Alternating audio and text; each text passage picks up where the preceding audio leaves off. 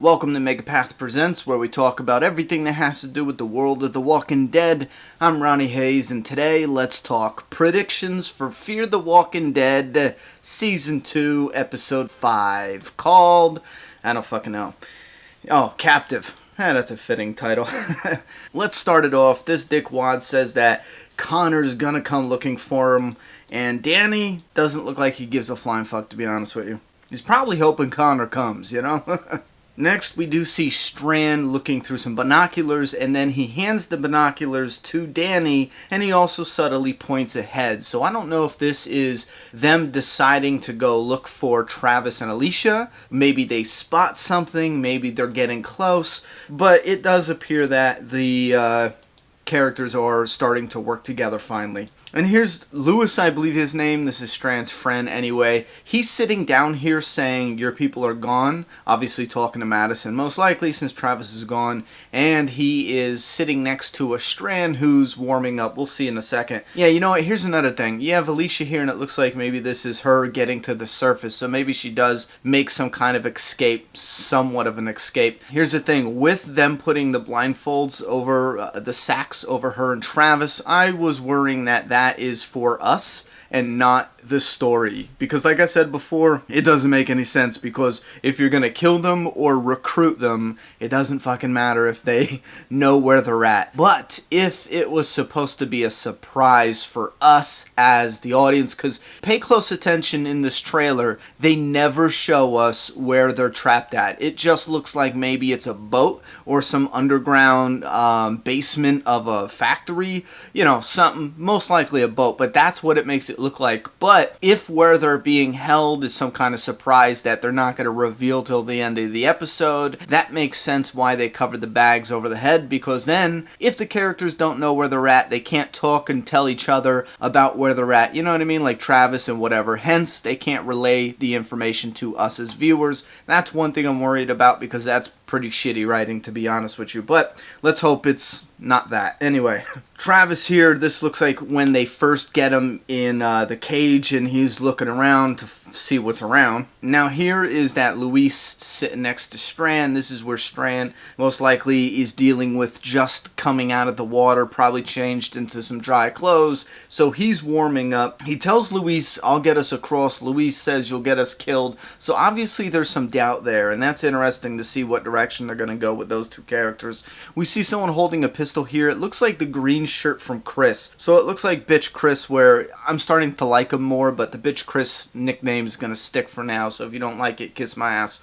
And then we got Alicia and Travis. Travis is like, yo, if you get a chance to run out of here, get out of here. And she's like, I'll come back for you, which is kind of touching. And again, it shows these characters forming closer bonds, you know what I mean, because that's not his daughter. They didn't have the strongest bond in season 1 in the beginning, you know what I mean, pre-apocalypse. Anyway, so this is her turning around. This might be her first getting to her little dungeon, turning around, seeing a bed and being like, oh hell no, I ain't whoring for you, you know? Now this is probably Danny coaching Madison to say, listen, we are going to need everybody. We're going to need Luis. We're going to need Strand. So whatever kind of conflict is there, try to win Strand over. Try to get him to talk Luis into it, because Luis got guns. He's definitely a good shot. He already killed, what, 2 of their people without even breaking a sweat, or, you know, shit, that was nothing to him. So obviously they'll need Strand and his buddies' help to do this, so they'll need everyone. So this is basically Danny coaching Madison, is what I'm getting from it. Chris is probably looking at that other dude who was being a douchebag. I'm hoping he just pistol whips him to death or kills him.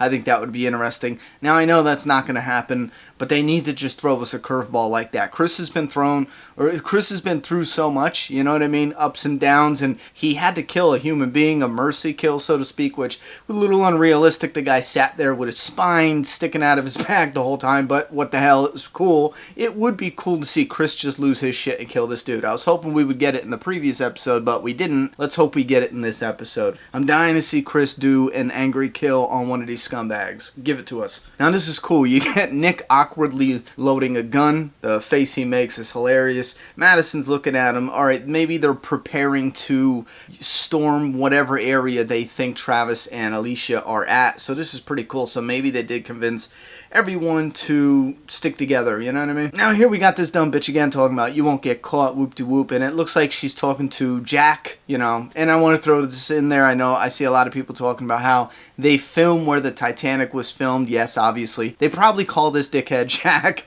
as a little, just to throw it in there to be silly, you know, most likely, why not? Never let go, Jack. But hopefully she lets go of this punk bitch and she tricks him or something, drowns him. I'm hoping it's bloody. I know that's not going to happen, but still, a guy can hope, can't he? Anyway, I am rooting for her to trick us all, you know, and here she tricks him and uses him to get her to escape or help her escape or something, and ends up getting him killed or killing him herself. Now, that's probably not going to happen, but a guy can dream, can't he?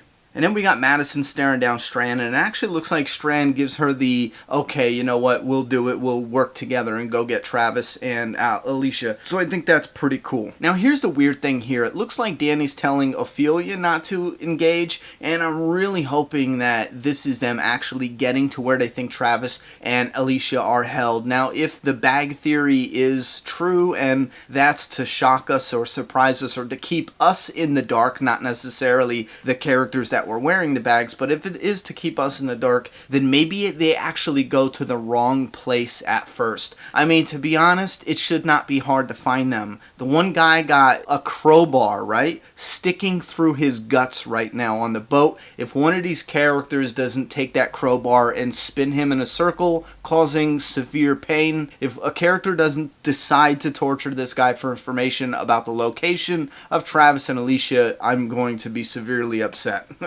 Now I think this is, the chick doesn't look like the pregnant chick from the, you know, the one that stormed the boat in the previous one, but I'm assuming it is. It kind of looks like her, but some of it doesn't. But this is Alicia fighting a pregnant chick. I think that would be freaking outstanding for the Alicia character to have to, for whatever reason, fight this pregnant chick. Put it this way, I'm not going to say kick her in the belly, but you know what I mean, to where she throws her on the ground, lands on her belly, or just straight kills accidentally, not meaning to, not like a badass, but she's fighting for whatever purpose here. And then again, this might not even be the pregnant chick, right? But in case it is, it would be a nice little push for the Alicia character to wrestle around with this character and kill the baby, you know, not even meaning to, because that's some difficult shit to rebound from. So that would be interesting to see how that character deals with that. In this last scene here with Jack and Travis and some hard-ass looking guy, and then Connor, who's really trying hard right now to look like a tough guy.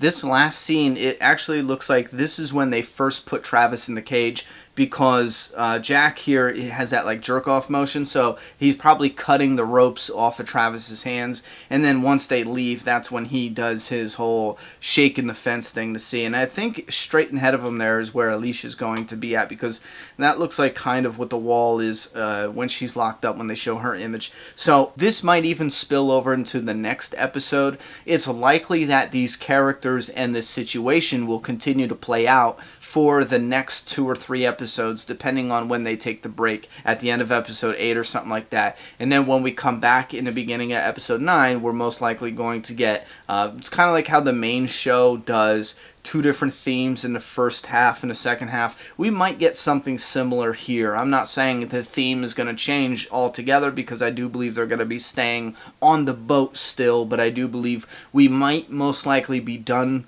for the most part with these bad guys here, Connor and his group. Or they might shock us and surprise us and keep Connor and the bad guy group on the show for the rest of the season and actually snowball that into a whole new storyline.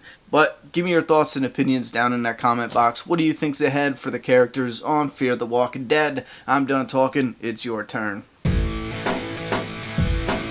Subscribe now.